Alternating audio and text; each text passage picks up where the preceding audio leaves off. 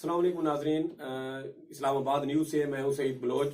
नाजरीन, आज तीन अहम डेवलपमेंट्स हैं जो आपके साथ शेयर करेंगे। पहली तो यह है कि पाकिस्तान बार काउंसिल और सुप्रीम कोर्ट बार एसोसिएशन की जानिब से एक मुश्तरका एलामिया जारी किया गया है, जिसमें हुकूमत से ये मुतालबा किया गया है कि जस्टिस काजी फायज ईसा के खिलाफ दायर सदारती रेफरेंस वापस लिया जाए। इसके अलावा वजीर कानून बैरिस्टर फरोग नसीम पर दोबारा अदलिया और वकला को तकसीम करने की साजिश का उनको जिम्मेदार ठहराया गया है। दूसरी खबर यह है कि वफाकी वजीर कानून बैरिस्टर फरोग नसीम मुख्तलिफ वकला तंजीमों की हिमायत हासिल करने की कोशिश कर रहे हैं।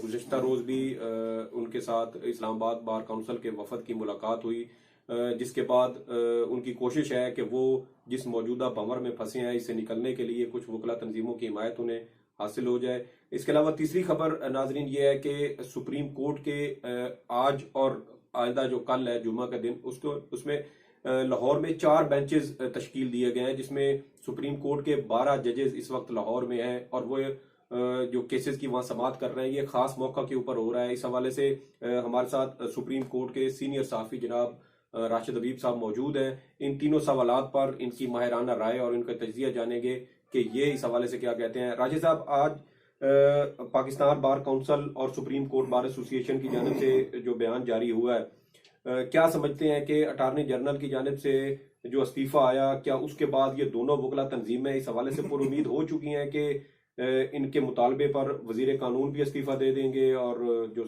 सदारती रेफरेंस है वो भी वापस हो जाएगा? जी, उम्मीद तो हुई है या नहीं, लेकिन वो उनकी कोशिश ये है कि उनके इस मुतालबे पर वजीर कानून मुस्तफ़ी हो जाएं और रेफरेंस वापस ले लिया जाए, क्योंकि उसका एक माहौल भी बाकायदा बन चुका है। आपको इल्म है कि वजीर अटॉर्नी जनरल ने जो इस्तीफ़ा दिया वो इस तनाज़े की वजह से ही दिया कि जो रेफरेंस के इस जो काजी फायज ईसा का केस है उसकी समाअत के दौरान आया, जो इंकशाफ हुआ कि जजेस की सर्वेलेंस की गई है, जासूसी की गई है, जिसके नतीजे में ये मालूमात इकट्ठी की गई और एक रेफरेंस फाइल किया गया। इस पर जजेस जो हैं बहुत नज़र आते हैं कि मुतमईन नहीं हैं, बल्कि नाखुश हैं। और उन्होंने ये कहा कि ये क्या वजह थी कि सदर मुमलिकत ने रेफरेंस सुप्रीम जुडिशल काउंसिल को भेजने से पहले वो क्या वजह थी कि रेफरेंस लीक हो गया और उस पर पब्लिक डिबेट हुई, और ये कि क्या सदर किसी और एजेंसी के जरिए तहकीकात करवा सकते थे, जैसा कि ये बात सामने आई है कि लंदन में बाकायदा एक फर्म हायर की गई और जिसने प्रॉपर्टीज़ की तहकीकात की। कोर्ट का तो ये वाज़ेह तौर पे कहना है कि अगर ये मामला था ये टैक्स मैटर का, ये टर्न का, और वो भी एक जज की एहलिया के हवाले से, प्रॉपर्टी के हवाले से, जो बैरून मुल्क मुकीम है और वहीं वो जॉब भी करती हैं या बिजनेस करती हैं। तो पहले तो काम था कि उनसे पूछा जाता। आप उनसे पूछने के बजाय एक टैक्स मैटर को बराह रास्त एक जज के खिलाफ रेफरेंस के तौर पे ले आए हैं। यही बदनीयती की एक बड़ी मिसाल है। ये इस पर एक ऐसा इशू क्रिएट हुआ कि अटॉर्नी जनरल को मुस्तफ़ी होना पड़ा बाकायदा, और नए अटॉर्नी जनरल ने आकर इस केस में पैरवी करने से माजरत कर लिया। वो एडिशनल अटॉर्नी जनरल करेंगे, जिसको बुनियाद बनाते हुए वकला ने ये मुतालबा किया है कि इस रेफरेंस को ही वापस ले लिया जाए, क्योंकि इसमें बदनीयती वाज़ेह हो गई है। बजाय इसके कि उसको एडजेंट करें और लंबा चलाएं और एक जज पर एक उसके शख्सियत और किरदार के बारे में सवालात उठते हैं। ठीक। अच्छा, दूसरा सवाल राशिद साहब ये है कि गुज़श्ता रोज इस्लामाबाद बार काउंसिल का जो एक वफद है वो वजीर कानून से मिला है। बज़ाहिर वजीर कानून भी अब ये कोशिश कर रहे हैं कि उनको कुछ वकला तंजीमों की हिमायत हासिल हो जाए। चंद रोज कबल पंजाब बार काउंसिल की जानिब से भी हुकूमत की हिमायत में और इस रेफरेंस के खिलाफ एक प्रेस रिलीज जारी की गई थी, एक बयान जारी किया गया था।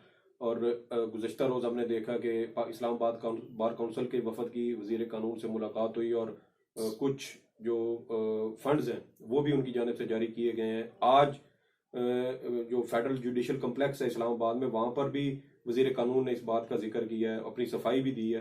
तो क्या समझते हैं कि वो इस तमाम सूरत हाल को रियलाइज कर चुके हैं? सूरत हाल में वो दबाव में है, और उस दबाव का जो इजहार है वो इस बात से भी होता है कि अटॉर्नी जनरल ने चार्ज संभलते ही पहले ही दिन उन्हें एक खत लिखा। आपको मालूम है कि इन अटॉर्नी जनरल का तकर्रर का जो ऑर्डर है वजीर आजम ने कर दिया था, लेकिन उसके बाद 24 घंटे तक नोटिफिकेशन जारी नहीं किया गया। बिल्कुल।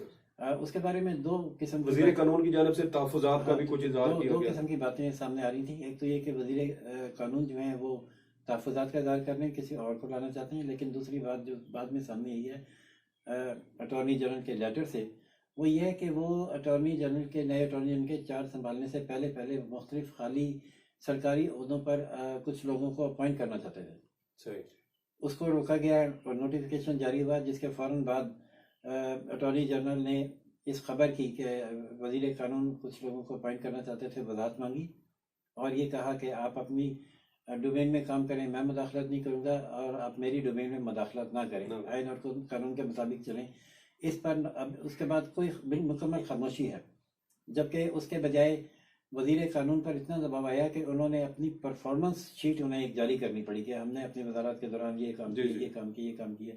और वो ना सिर्फ वकला को की हिमायत हासिल करने की कोशिश कर रहे हैं। उन्होंने पंजाब बार का आपने प्रेस रिलीज का जिक्र किया, उसमें अजीब बात यह है कि वो प्रेस रिलीज पंजाब बार ने जारी नहीं की, हमें वो वजारत कानून ने उनकी जानिब से जारी की, ऑफिशियल ग्रुप की और उनके तर्जुमान की जानिब से जबकि भेजी गई। आज इस्लामाबाद जुडिशल कॉम्प्लेक्स में जाकर उन्होंने डिस्ट्रिक्ट बार को 50 लाख की ग्रांट भी दी है और ये फिर वाजे किया है कि जजों की जासूसी ना हो रही है, ना की गई और ना की जाएगी। लेकिन साबिक अटॉर्नी जनरल ये तस्लीम कर चुके हैं जासूसी हो रही थी।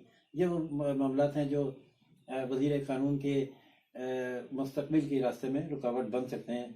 लेकिन फिलहाल बज़ाहिर ऐसा लग रहा है 1 महीने तक जो केस सर्जन हुआ है, 1 महीने तक तो ये मामला बज़ाहिर टला हुआ महसूस हो रहा है। इस दौरान वो मैनेज कर लेते हैं अपने बचाव के लिए तो बच भी सकते हैं, लेकिन मुश्किल में है।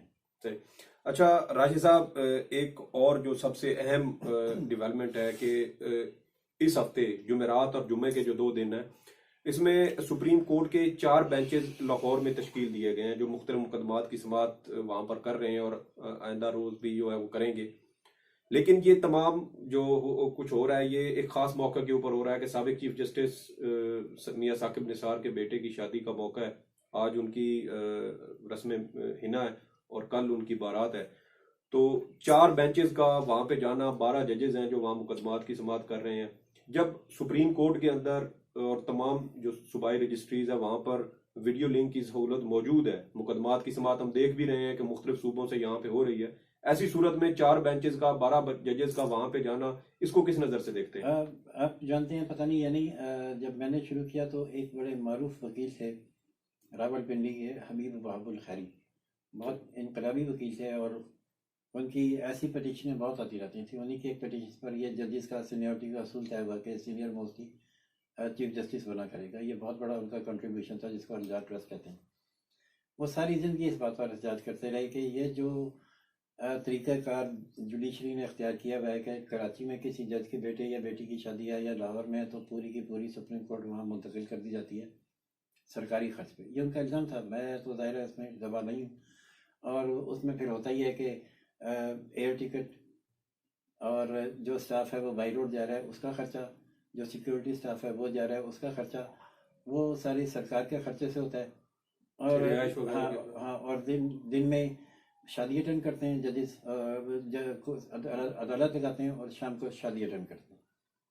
हालांकि अच्छा, पहले तो अगर ये उस ज़माने में तो जजेस की तनख्वाही कम थी, लेकिन इस जुडिशरी ने आके इफ्तिखार चौधरी साहब ने जुडिशरी में इस्लाहत करते हुए तनख्वाहें कई गुना बढ़ाई हैं तमाम जजेस की भी। अब इनकी कम अज़ कम तनख्वाह भी जो है वो 8 से 10 लाख है। तो इतनी तनख्वाहें होने के बावजूद भी ये प्रैक्टिस अगर जारी रहे तो एक अफसोसनाक अमल है। और ये प्रैक्टिस हम इसलिए इसको कह सकते हैं कि हुई है, जैसा आपने बताया कि जस्टिस आसिफ सईद खोसा ने लाखों रुपए का, करोड़ों का खर्चा करके IT सिस्टम लगा लिया, इसलिए सिर्फ इसीलिए कि जुडिशरी को और लिटिगेंट को इस एक्स्ट्रा खर्चे से बचाया जाए, टाइम की बचत की जाए उनकी, और वीडियो लिंक पे मुकदमा की। बल्कि आपको याद होगा कि जब पहले दिन वीडियो लिंक का आगाज हुआ था तो उन्होंने बड़े फखर से ये कहा था कि आज हमने साइलिन के 25 लाख रुपए बचा लिए हैं। तो अब इस तरह के साइलिन के 25 लाख बचा लिए हैं और लेकिन सरकार के नहीं बचाए। अगर बचा लिए हैं, अच्छा देखें, अगर ये ना हो ना कि ये हम तमाम जजेस शाम को शादी में शिरकत ना करें, फिर भी हम कह सकते हैं कि वो लाहौर के जो लिटिगेंट्स हैं उनकी सहूलत के लिए वहाँ गए हैं कि वीडियो लिंक पे शायद कोई प्रॉब्लम आती हो सुनने में या देखने में। लेकिन अगर शाम को उन्होंने शादी अटेंड करनी है सब ने, तो फिर ये वाकई एक सवालिया निशान है। उन पे सवालिया निशान है जो सबको अपने मुकदमात में, अपने मुकदमात की समाअत के दौरान अखलाकियात पे और करप्शन पे लेक्चर देते हैं, इश्तहार पे तस्वीर लगाने पे लेक्चर हाँ देते जी, हैं, ऐसे मामलात पे बिल्कुल हो चुका नाहल कर माजी रहे होते में, हैं बिल्कुल। और ये ऐलानात कर रहे होते हैं कि सरकारी वसाइल से आप जाती इस्तेफादा क्यों कर रहे हैं। ऐसे ऐसे माहौल में जजेस को बहुत ज़्यादा एहतियात की ज़रूरत है। ठीक। नाजरीन, आपने जनाब राशिद हबीब साहब का जो माहिराना तजज़िया है वो इस हवाले से सुना। हमारा चैनल लाइक करें, सब्सक्राइब करें, और ताकि मज़ीद जो इस तरह की इंफॉर्मेशन है वो आप तक पहुंचती रहे। तब तक के लिए अल्लाह हाफिज़।